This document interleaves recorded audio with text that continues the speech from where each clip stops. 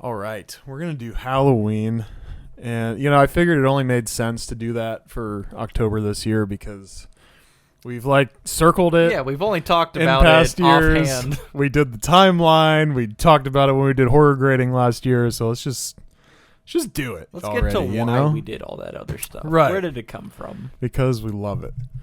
Rotten Tomatoes. What would you guess? Critics score. I feel like critics didn't give it the hottest thing, so I'm gonna go like a 73. It's actually a 96% from Really? critics. Okay. Yeah. What would you say the audience? Audience has got to be up there, but probably still less than critics, right? So I'm gonna go 89. Got it exact. Nice. All right. So, positive reviews. Too many. I actually had to go through 3 pages of them to actually find the 3 negatives that I wanted. So, the greatest slasher film of all time. One of the first, Bold statement. most memorable, and undeniably influential slasher movies of the 70s. Accurate statement. The quintessential popcorn horror film, a thrill ride with few equals. There we go. Negatives. Since there is precious, and I feel like they're all just Nitpicky exactly shit. wrong. Since there is precious little character or plot development to pass the time between stalking sequences, one tends to wish the killer would get on with it. It's boring. It's not scary. There, I said it. After a promising opening, Halloween becomes just another maniac on the loose dispenser. No, you're wrong. They all all 3 of you. Also, it's the maniac on the loose dispenser. The. So, yeah. Likes, dislikes on this movie. Go ahead. Yeah.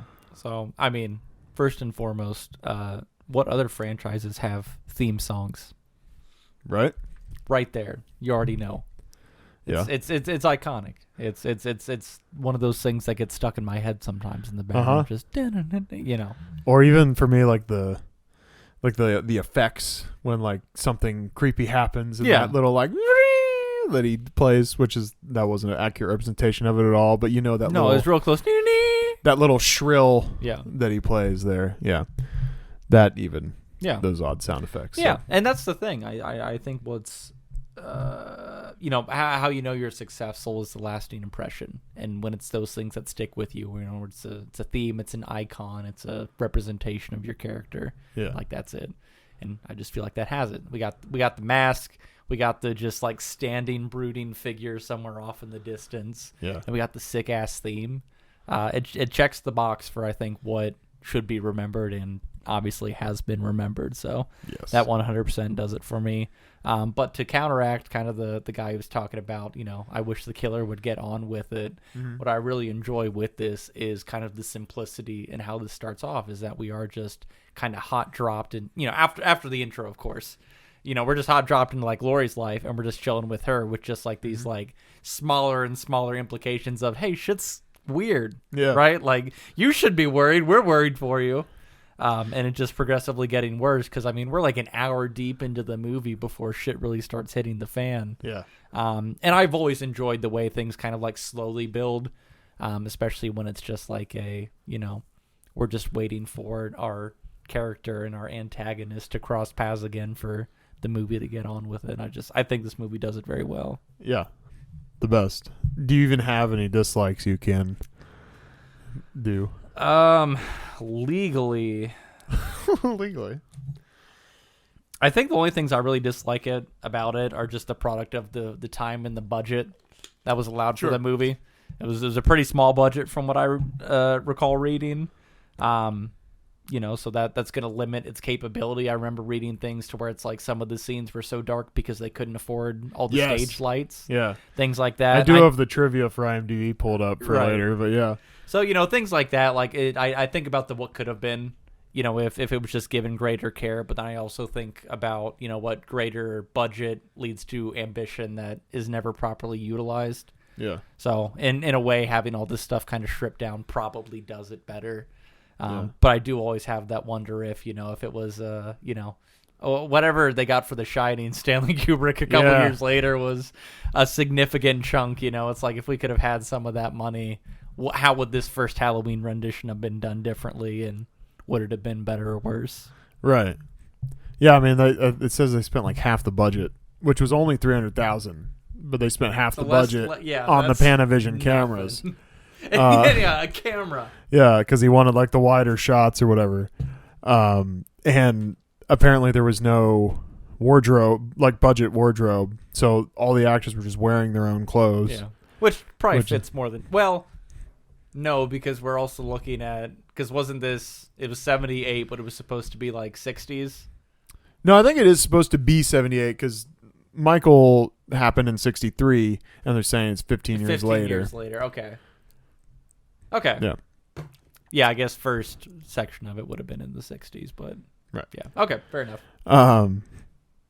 So yeah, mine, not much I don't like. I'd say the opening sucks. The opening scene kind of sucks to an extent, just in the way that,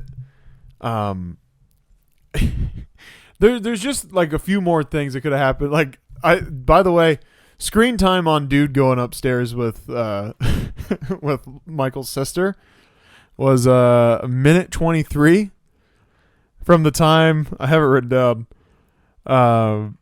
Shit, where'd it go?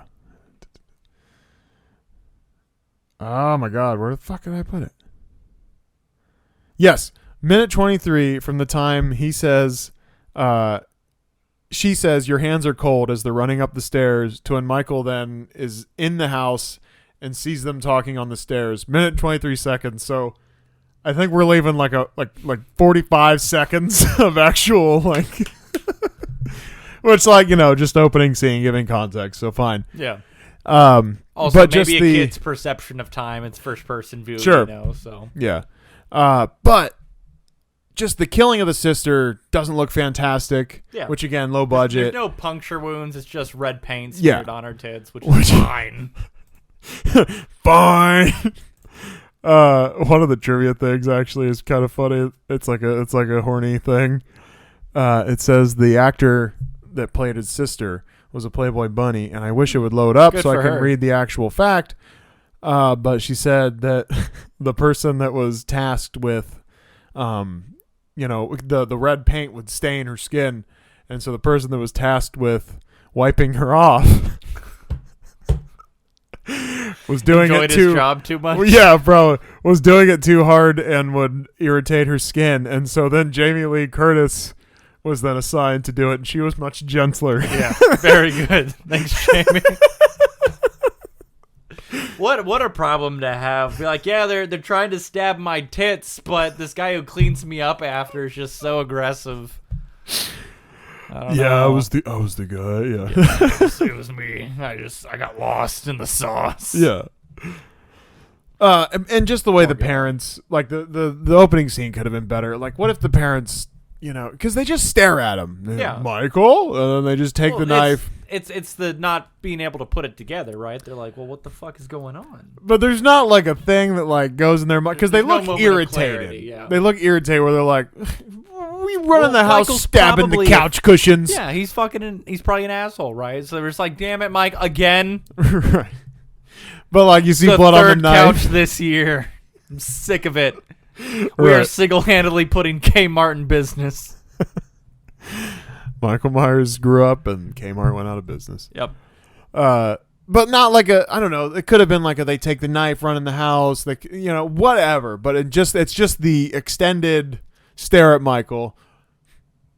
Everything else I love about this movie for the most part, but that's just my one thing is the opening scene could be better. Sure. If I'm nitpicking, it's too green for Halloween night in supposedly Illinois. Mm-hmm. Illinois. I don't know why I said Illinois. I don't know. Sometimes you see the Illinois. S. Sometimes you see the S on screen and it just comes out of your mouth. The outdoor lockers at the school, very obvious thing that it's shot in California. Yeah. I mean, whatever. Working with your resources. Yeah. Just a little too green, but too bright outside for 6:30 on Halloween. They didn't have also. enough budgets for all the orange spray paint to color the leaves. Yeah, that too. It's too bright out for 6:30 when Lori gets picked up by Annie. Just if we're nitpicking, but that's nitpicking. Well, I mean, just because they like pick up at 6:30, it's Halloween night, it's the Midwest. Yeah, we all know it's gonna dark. And then the whole thing and then they're driving for a bit, and then they're talking to her dad. It's still like 3:00 sunny outside. Yeah, whatever. As far as the likes, I mean, I almost just have to go. Yeah, it's the movie. I like the way the movie like masterfully kind of ropes you into giving a shit about all these characters enough that you don't want them to die. Yeah. Without like they give you enough context on these characters without like beating it to death. You know, it's not some stupid 2.5 hour movie. Like we keep it very short and sweet. We're not giving it the Tarantino dialogue to death. Right. We know way too much about a character that's not entirely relevant to know what their character is. Right. Yeah. Which I also like sometimes, but you know, I feel like they just do it. Yeah. I don't want to learn a bunch of things about a person that we're just gonna slaughter. Yeah. And so they really do that really well, and they created the model by which all other like slasher horror movies strive for, and quite frankly fall short the majority of the time. And it's the most iconic horror character of all time, horror wise. Yeah. You know, without droning on and on. You know, you could drone. I love this fucking movie. You know, I had no idea based off of all the hours we've spent. I just love, those are my nitpicks. I felt like I had to find stuff to put in, and those are the only things that kind of like get me. There's a blindness involved if it's you really can't green. pick something out. Yeah, if I'm not watching this to do a movie podcast about it, no criticisms. Yeah. You're crazy if you don't like this. Fuck off if you're telling me you don't like 1978 Halloween. If I'm doing a movie podcast about it, it's too green. Opening scene, there's a couple things, and but yeah, it's great. Fair. So bad casting. Foul Play is 1978, and I put Chevy Chase in as Myers, and there's no mask, and he's just giving you the. What's the point? He's just giving you the Chevy Chase notorious smile, but he's slowly approaching you with a knife, and he's just and then like when he stabs, he's kind of like, just the shrug. That'd be so uneasy, just like. Oh, so honestly, stab wound. Honestly, he like fools you into getting stabbed by him because you're like, oh, Chevy Chase is coming towards me. It must be a joke. Yeah, this must be a bit or something. Oh no, that's a real knife. Yeah, it doesn't feel like a joke. Grease was also 78, so I'm gonna put Olivia Newton-John in there, and she's gonna try to sing her way out of being killed, and then just repeatedly getting stabbed, but she's still singing. Yeah. I gotta tell you, there's probably I'm sure somebody has done it, but I think there would be such a great scene out of like an early death where it's like they try to turn it into a musical. Like we're trying to oh, we fooled you all, this is a horror musical type of thing, and then we just brutally kill the girl and move on with our lives, and it never gets brought up again later. I would love nothing more. Yeah. What you got? Yeah. So I don't adhere to the timeline very well for these. So I wanted Shaq as Michael. Also, the mask is optional. The man's like 7'2" or something. So I just wanted his tall ass running around causing mayhem. Yeah. And I think what would probably even be better if it was like not quite a full head mask, but maybe just like a eye band type of thing. Like it's just the most minimum effort, and it's just Shaq in like a shirt and basketball Shaq's shorts. Basically dressed as like a Teenage Mutant Ninja Turtle. Yes! That would be perfect. And then he's just going around shanking people. I think that would be perfect. I want to replace Dr. Loomis with Jim Carrey. But specifically Jim Carrey from Ace Ventura when he goes to the insane asylum. So he's got like that frilly tutu thing and the crazy ass hair. But he's like fully in character as far as his like vocal delivery goes, and personality and everything. And then I wanted Millie Bobby Brown as Lori, just to see if we could get a equally kind of emotionless, not a lot of character, but then when it gets to the actual Scream Queen bits, that it's also just like a little bit of a miss. Yeah. I think that would be fun. Yeah. Solid. Bad summary. I just have inexperienced driver steals car. I obviously did fairly well for himself. He was able to, get quite a ways. Yeah. I had Michael comes home to test squatters' rights laws. There you go. Bad trailer. I had a stuck porn trailer. A what? Stuck porn. Stuck porn. Yeah, like a Oh, girl no, like, gets help stuck me, in the step dryer. ladder. You know, the stuck in the dryer. Like, oh no, I guess I Classic, have that to old have sex with chestnut. you now. Yeah. You know. So it's just you just have all the angles of like Annie You know, in there the were a laundry handful room. of cots, huh? So Yeah, you have Annie in the laundry room. You got Linda in the cabinet, and then but you just have the Michael I'm trapped breathing. in the cabinet. You have the Michael breathing in the background of all the shots of Yeah. the people stuck in the places, and you know. Michael's big day out. Yeah. So yeah, it's a stuck porn trailer. Yeah, very good. So I also went very horny for mine. I wanted this to all be like Michael as like a voyeur type of thing. So it's just all the scenes where there's like nudity or like when she's undressing in the kitchen type of thing, and it's just his heavy panting breathing over it. Yeah. And then like the first person view in the beginning where he's like going upstairs and watching his sister. I just wanted it all to come across as like just a horny watching people be naked and do the do type of thing. It's like those dudes in the well, not really. The dudes in VHS that go around. Yeah. That concept still cracks me up. It's the reality porn stuff. They want the reality stuff, and it's like you going up to a girl and lifting her shirt up. That's not a thing that just naturally happened. That's assault. That's a crime. You filmed a crime. You filmed the crime. Congratulations. Oh shit.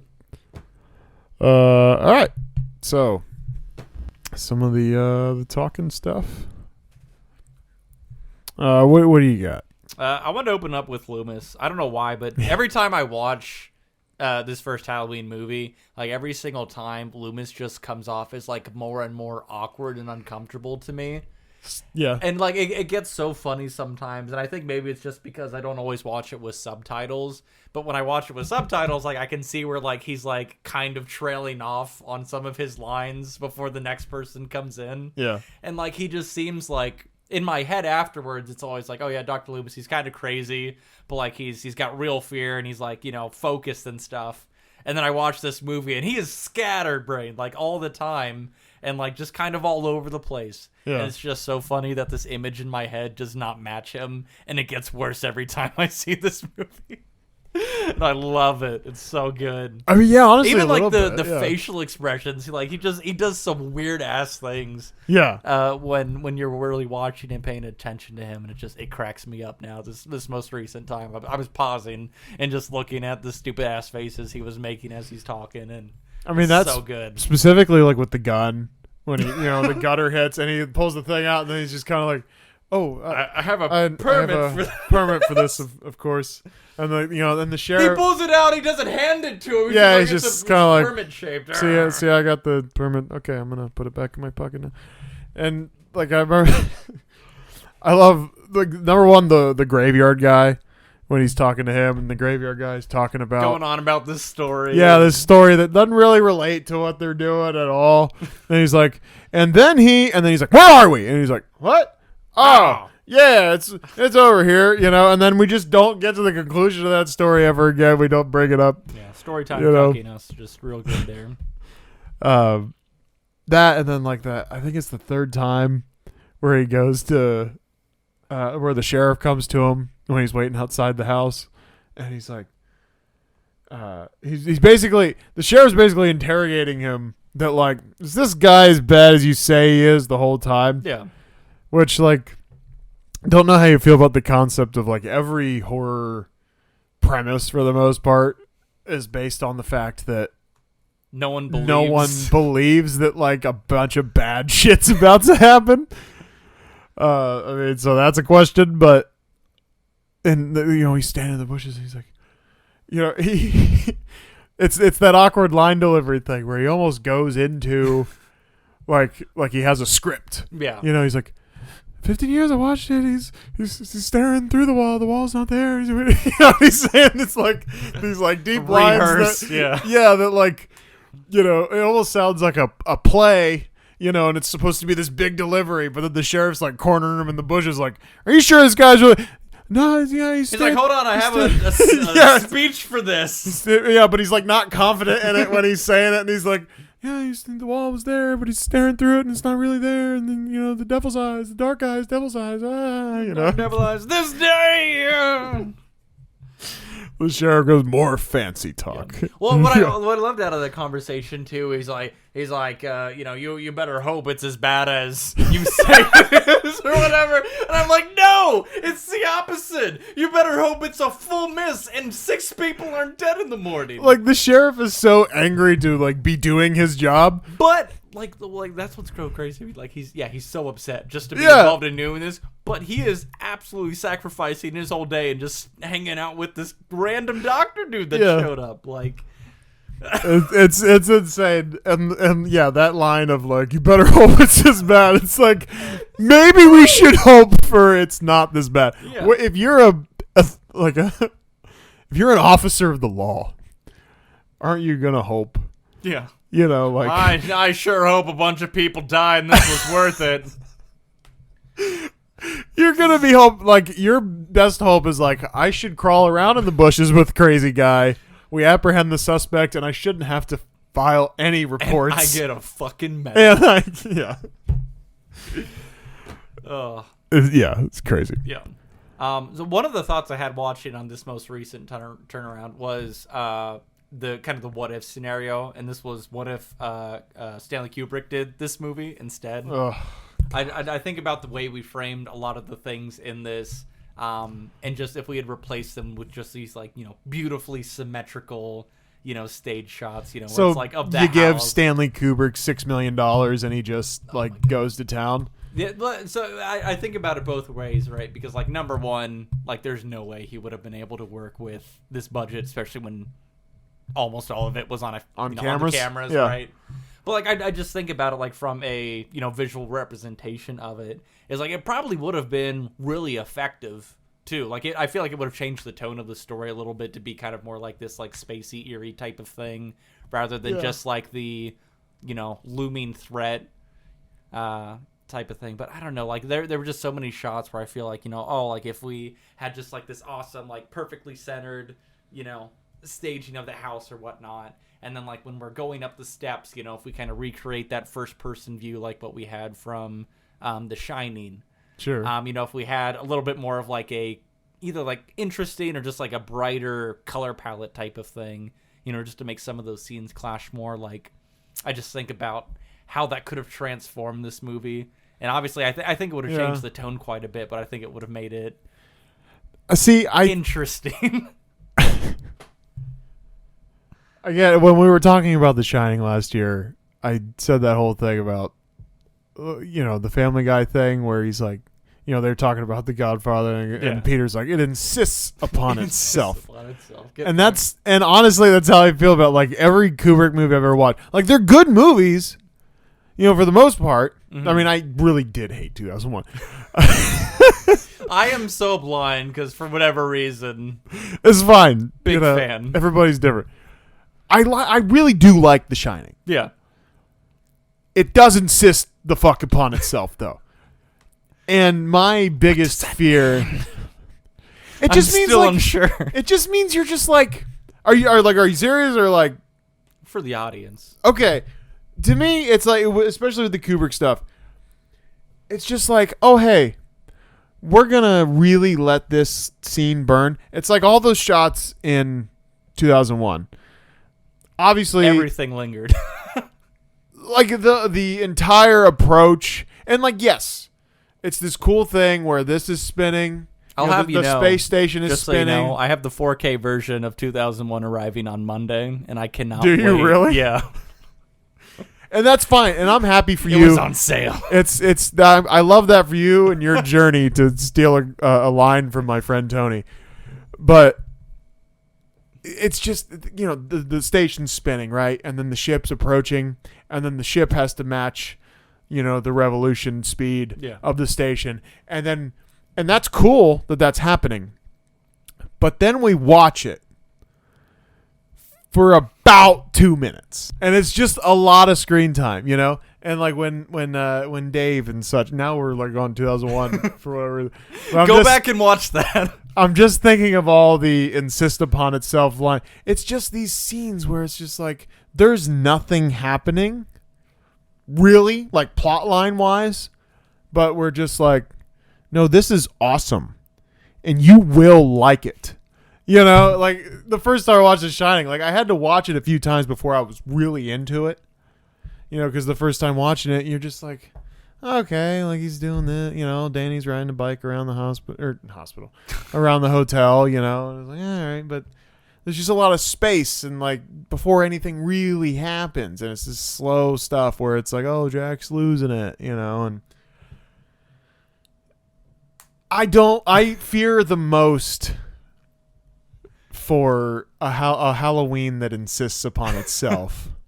Where it's just like Michael walking through town, or it's just like a scene of like Michael. It's like a GTA style in the car of Michael driving through town.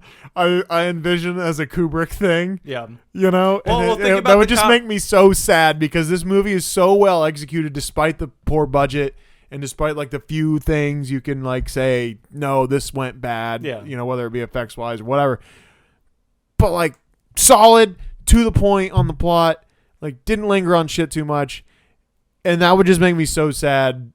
Maybe with $300,000, Kubrick would just have to fucking do it, and he wouldn't be able to insist upon himself. But if you give Stanley Kubrick $6 million in '78 and say make the Babysitter Killer, which is apparently or Babysitter, I think the original script was calling, it's somewhere in the trivia here, but yeah, and that would just make my heart so sad. Yeah. Sorry, we're allowed to answer your question. Opinions. I mean, like if you hired Kubrick as like director of photography, he would have set up the shots, Carpenter's still setting Carpenter's the pacing or anything. The Babysitter Murders. There it is. Okay. $300,000 budget was spent on the Panavision camera, so the film would have a 2.35 to 1 scope. Donald Pleasance was paid $20,000 for 5 days of work. Rough. Yeah.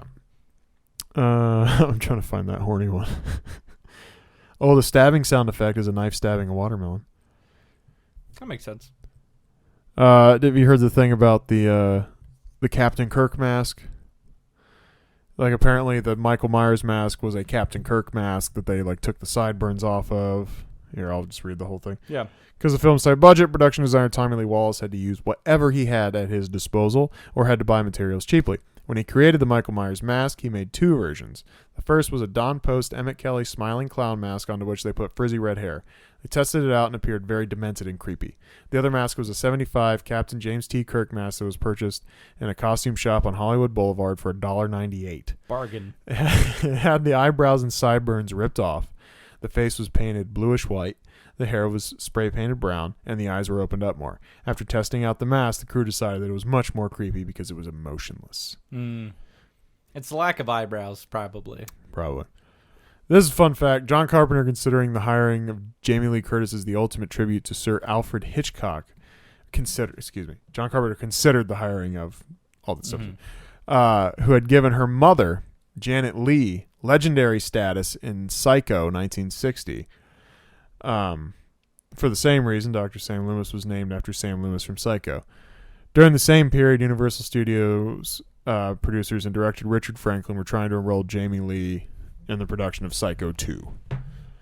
So, interesting tie to Psycho there. Yeah, that was a good movie too. Yeah.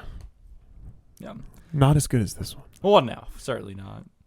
Because realistically, this was the trendsetter.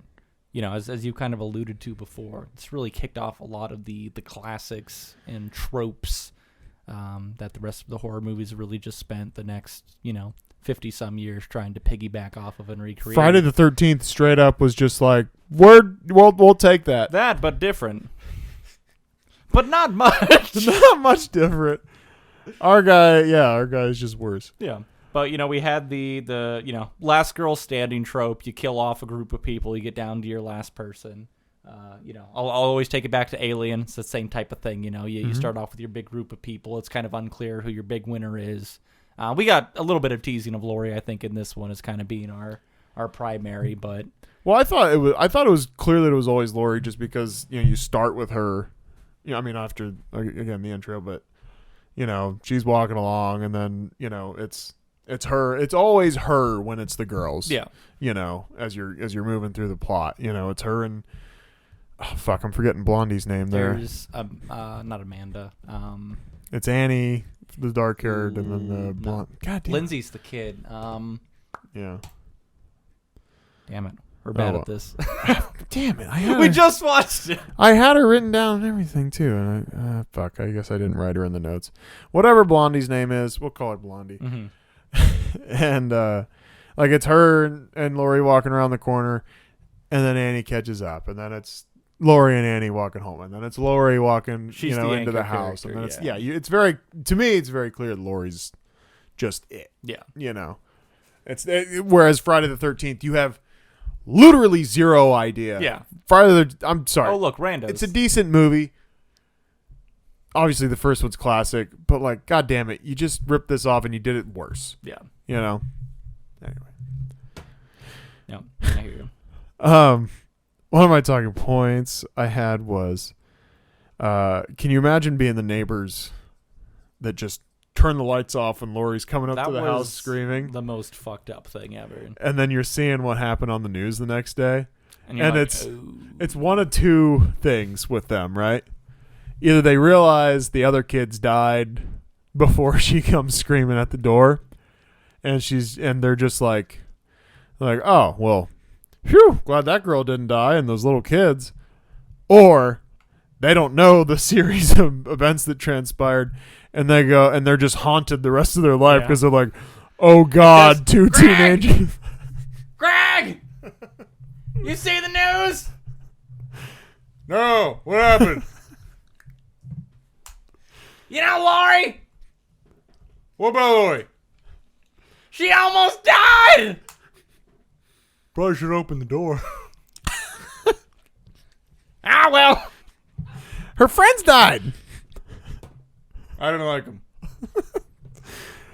So, I don't know. That's just a wild concept. Turn on the news the next day and oh, that's unfortunate. I have fucked up now. My house value is going down, assuredly. As we progress through the Halloween series, we know things took a slightly more supernatural turn. Depends what storyline you follow, but yeah. Depends on the timeline we follow, right? When we look back on this, and especially just this first movie, we don't have the context of anything supernatural. We don't have some of these questions answered, like how he learned how to drive or get home, use phones. Anything Satan was with him. Huh? Satan was with him. That's the easiest way to say it. But do we think with this first movie, do you think it's easier to abandon the aspect of evil and that this is just like a kid out there doing shit with no explanation? Is it easier to take that approach to why all of these things happen? Or do you think you need to come at this with, oh, well, clearly evil just embodies this kid. There's no other explanation around it, and evil is essentially just the guiding force to make him do all these things. And that's why he can get stabbed 3 times and be shot a couple times and then fall from a second story and break his cankles and then still run away. I guess, from the perspective now, I'm like, wow, obviously something supernatural had to be taking place. But do you think in the context of 78 where there wasn't quite as much of that content, do you think it was just wow, he's a hard bastard to kill. This kid's crazy. He's just really tough. And which one do you think works better from that horror aspect? So I know when we were doing the horror grading last year, we were talking about you get a thing. Yeah. Otherwise you go more than one thing. And it's too crazy, too outlandish. It starts getting too much because basically you're wanting to believe that this is happening in the same universe as me. This is why this is scary, except for this one thing, the one exception to the rule, what have you. Right, so I'm 100% okay with that. I mean, that was more or less the question, right? Just how you feel about evil being the thing. I'm very okay with it, and I would imagine that was just kind of the conclusion. Or that I don't know what it was like watching it for the first time in '78 and not having all these other movies at your disposal. That's you know, the thing. I feel like that makes the transition easier to look at it from like the evil entity aspect and just to go off with it. But like at the time, it was probably like, you know, yeah, what's up with that dude? Yeah, exactly. Like it's like, wow, he's a tough some bitch. Yeah, I imagine he's built that's Ford tough. Right. Yeah. I imagine that's just kind of what people thought in the day. Whether it was, I'm sure there's always been like artsy, you know, people that are. Before there was Reddit, there were people that were, you know, writing stuff where they're just like, okay, well, here's my theory on it. You know, like I think it's evil that embodies it. Imagine the fan theory news columns. That probably would have been so much fun to go through. Yeah. I can only imagine what that was like in '78, but obviously people are going like, well, there's something going on. Yeah. And I mean, I think that's kind of the thing. Most people can't get shot multiple times and go through all that and just get up and run. Right. But also, I guess it's less scary if we're talking about that, the conclusion you're drawing from that. I guess it is slightly less scary because you're going, well, you can't shoot a guy. You can't empty a revolver into a guy, stab him in the neck, stab him in the chest, stab him in the eye, and he just gets up every time. So it is less scary, I guess, right? PCP because you can't. Man. Yeah, well, there's that. You know, because you can't just separate it and just go like, well, that's fake. Yeah. You know, it's kind of like when you watch a horror movie based on something that happened, then you go like, oh, fuck. Yeah. If my wife sees anything that says based on a true story, she's guaranteed to cry at some point during the film. It's just how it is. Yeah. The one thing I had was, so obviously 78, we do really well special effects wise for the time, and especially considering the budget. Yeah. Which was zero, roughly. Right. You know, there's like a couple little things, right? Like Annie's neck probably should bleed more. We discussed the sister, you know, all this stuff. How do we feel about like Michael coming out of the darkness the first time, like him and Lori are, you know, going at it. Yeah. Right. And just straight up missing, just slicing her arm, and she falls down the stairs. And there's like not even really a visible cut or damage or anything, yeah. It almost seems like Michael's been going around killing people like expert level. Yeah, he's pretty good at it. All night. Yeah. And like first night too, so like pretty damn good. So if you could change a couple things about this movie, do you want him in my mind, I want her to have like seen him in the mirror and she kind of moves and he grazes her arm or something. Yeah. You know, like there's just that part where if I'm trying to like punch this movie up, if I could go in and change some things, I want her to have caught a mirror or like she sneezed or something. It had to have been a fluke that she was able to survive it because everything that the story had built us up to believe at that point was like Michael knows what he's doing and he's not going to let someone get away from him. Like it's not that easy. You know, and I struggle with that too. The only way I can kind of come back and try to rationalize it is like, you know, she is the primary one that he's been stalking. So, like, if she's going to be the favorite or, like, the one that really matters, like, is there a nervousness that comes from this That's boy? The other thing child? I wrote down. What's you know the conclusion about it? Like, it's like, this is the girl he's supposed to ask out. Oh, God, it's her, it's her, it's her. You know what I mean? And if you come at it that way, I think that does make it, like, more interesting. And I think that, you know, gives it some justification for that, where it's like you know, if I kill her, like, it is over. Yeah. You know what I mean? So it's like maybe there is that nervousness or just like that, you know. Ooh, it's her. Yeah. You know, what am I going to do? Oh, my God. What if she looks at me? Or he, like, just wants to keep doing the thing, maybe. Like, yeah. Right? Yeah, I don't know. It's edging. He's not ready yet. Almost. Edging was a thing in... It was. In 78, apparently. The Austin Powers almost like and I'm Austin Powers edging. It's just the funniest thing because you just hear him in his room all night going almost. Then a couple minutes almost. Austin, you must stop it. And I'm spent. Oh boy, yeah. Yep. Anyway, so that's fun. So if we're gonna talk about the violence a little bit, Yeah. So obviously with this one, we had some on-screen violence. A lot of things happened off-screen, but overall, from like the gore violence level, like it wasn't too crazy. We got a choke out, we got a real menacing stab. We got a couple of things that were somewhat intense. But then we look at something like Friday the 13th. We go to some of the horror movies that precede this, and it is a lot more kind of in your face. We get a little bit more gore, a little bit more blood, obviously better lighting because Jesus. But I really do appreciate how much of this is kind of like off screen or up to our interpretation, I guess, as far as the character and like the damage he can cause and, the impacts of all this stuff rather than it all being crazy and in front of your face, because I can imagine how much worse it is of the things we didn't see. But if I see, like, oh, wow, that's pretty fucking bad, but in the back of my head, it's, well, yeah, that's as bad as it's going to get then. Right. There's less to the imagination, but how do you feel about on-screen versus off-screen and the way it kind of transitions between like horror and thriller, in which you find to be more effective?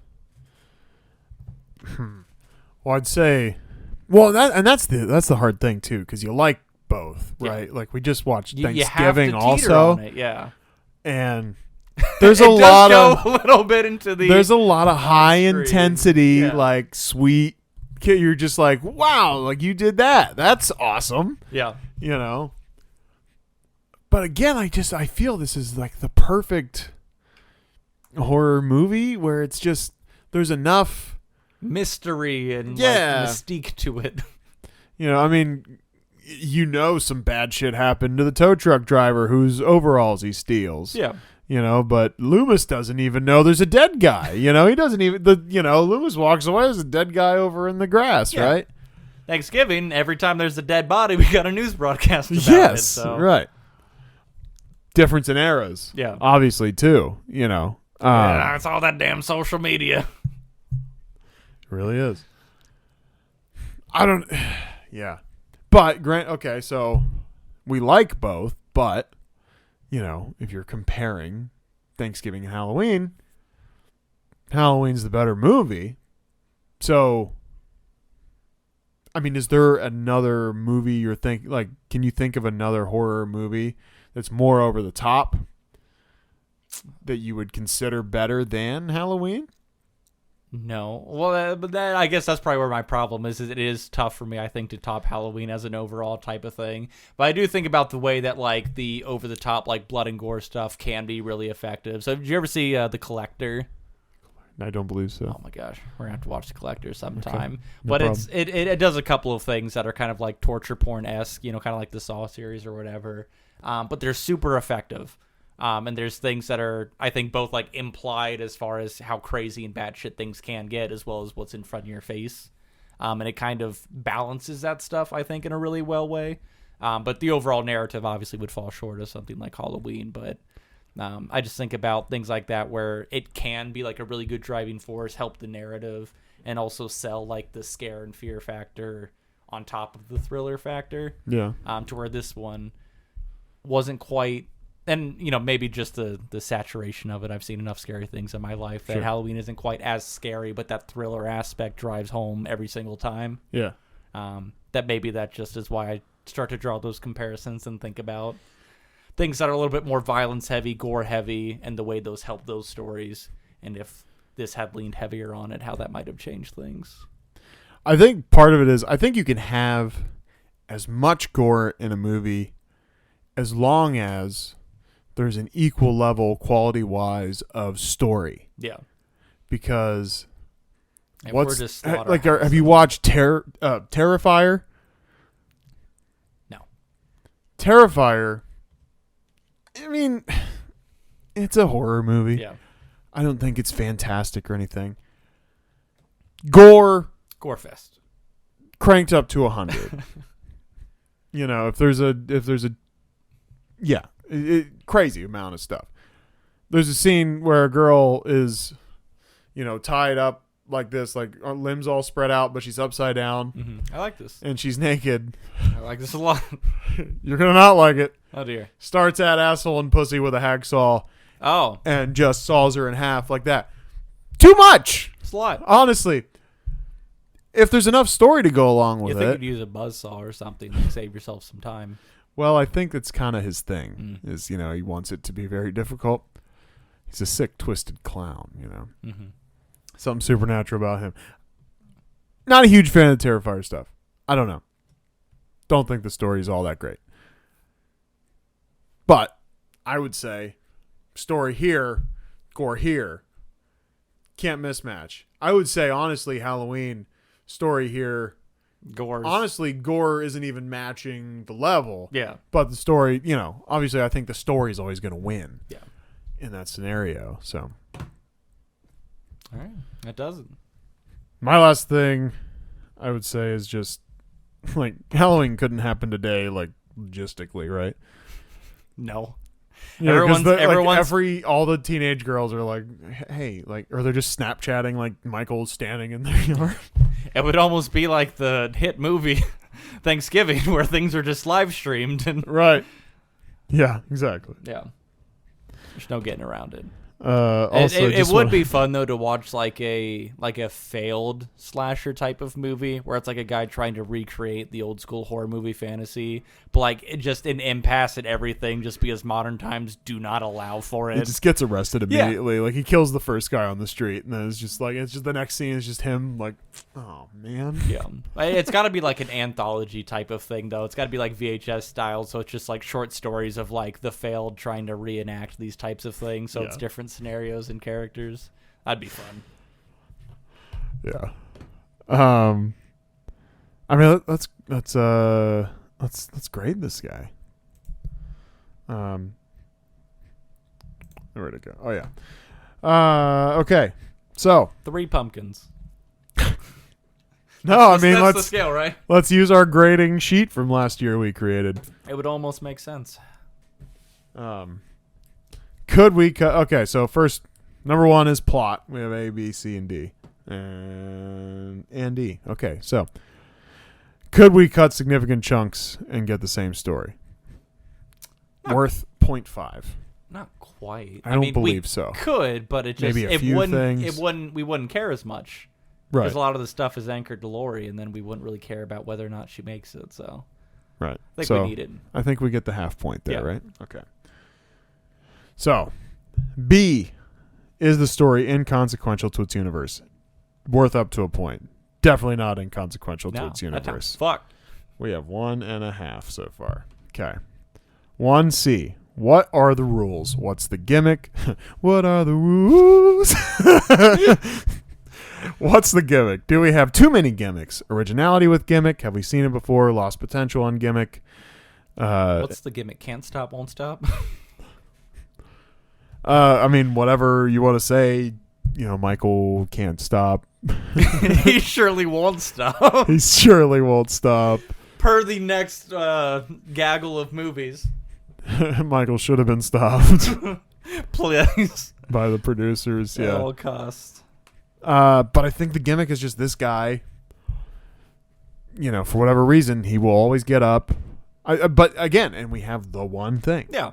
So, and this is worth up to 2 points. Yeah. Now, if he, fell out of the house and then rode off on a dragon, probably a little too far-fetched. Too many things. Too far gone. Yeah. I think we get the 2 would have been there. neat, but again, budget, I don't know. Yeah. I think we get the 2 there, right? I think if it was a budget, he might just be sitting on a paper dragon. And it's just the movie's over. They could have probably repurposed, something from the special effects department. Like, who's in the next warehouse over? Do they have a plane of sorts we could just superimpose? Right. Are changes made at the end, aka finale rules, just to wrap something up? No, I don't believe so. Oh, no, go ahead. Sure. Him not being able to kill Lori kind of feels like a rule change, right? Sure. And again, we can try to justify it, but it's the expert pro killer, pretty well thought out to, I can't kill a girl. Yeah. With like multiple advantages he had over that scenario. Sure. I don't know. I think that might lose the point there. Or is it the classic horror movie rule of Laurie's the virgin, and so, she's able to outsmart the kill. If Scream taught us anything, right? And to be fair, Laurie had always been sold as the mask off, the smart, intelligent gal rather than, the bimbo. Laurie needs a little bit of luck to only get stabbed in the arm when they first encounter. Yeah. But that's not finale either. I mean, the finale's in the house. She outsmarts him. She pokes him in the eye with the hanger. She does hold her own. Takes the knife away. I don't think it's guilty, and this is only about 0.25 points.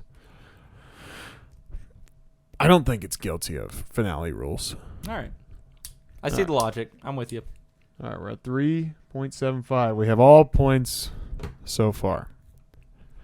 Plot holes. Some are acceptable, but there's a difference between lazy writing and a coincidental plot hole worth up to 0.25. Who taught Michael how to drive? Yes, I believe that's the only one we can really say. Can he read a map? Honest, can he read? Yes. How does he know what him a getting phone 150 miles to Haddonfield is probably pretty incredible. Probably our hole. Yeah. So no 0.25 there. I honestly didn't have too much of a problem with just the fact that he can physically drive in an automatic station wagon. Physically, sure, but getting to Haddonfield, can he read? I don't know. He's just staring at the wall. How well could you read at 6? Right. So did they continue schooling him when he was there, or did he just stare at the wall while the schooling was going on? Well, he stared through the wall. Through the wall. Correctly. It's like the wall wasn't there, so he couldn't see the book because he was looking through the book. Right. I don't think it's like the book it. wasn't even there. Yeah. All right, so it doesn't get the 0.25. Are the special effects utilized to their full potential given the time period where the kills, scares, satisfying, or left a lot to be desired, worth up to a point? I would say they were definitely satisfying, but as far as the potential energy, I mean, we know it was there that kills could have been gorier. We could have had a little bit better on the special effects. I think given the time period and budget is the thing that time really period, does there would have been something. Yeah. But budget holds them back. I think they did everything to the best of their ability, so maybe they don't get the full point. Maybe it's like a 0.75, maybe half. Gotta take something off. Half point, 7.5. What do you want? Let's do 7.5. Because it doesn't heavily, I think, take away from the story that it doesn't have those effects. But obviously, we've talked about it. It means something. All right, so we're at 4.5. We're in number 2 now. Plot holes was 1E.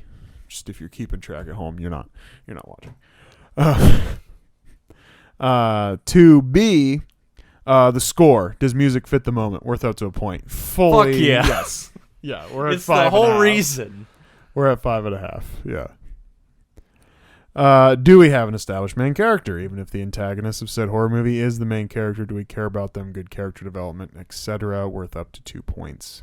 Yeah, I'd say we hit it both sides. We have Michael established kind of as a main character, and then, as you said, Laurie kind of comes into that as we have her as the anchor character for the rest of our cast. So, yep. Say we check the box. We're good. It's 2 points. We're at 7.5. Last one. 4. How impending is the doom? Is the character/characters constantly in danger, if even unbeknownst to them?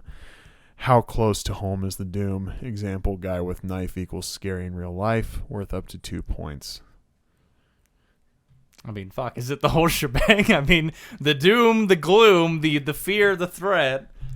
She made eye contact with it several times throughout the story, so I think she was kind of always in that sense of danger. Whether or not she was aware of the level of danger is one thing, but shit, it was there every second of the movie. I think it deserves the 2. Fuck yeah.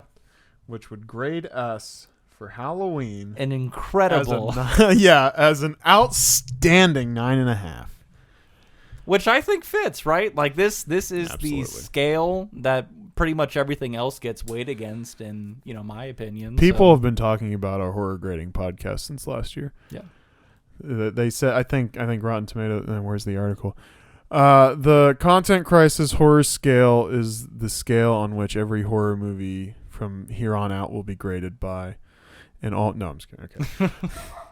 It's like, wow, we're on Tomatoes. I only wish. All right, cool. Well, that was Halloween. And my dog's barking and stuff. Okay. Thank you for listening, watching. Hit us up on the YouTube, the Twitters, the Instagrams, Cons and Crisis, Cons and Crisis 1. Email us, give us death threats, whatever. Cons and Crisis Hotline, yahoo.com. Goodbye.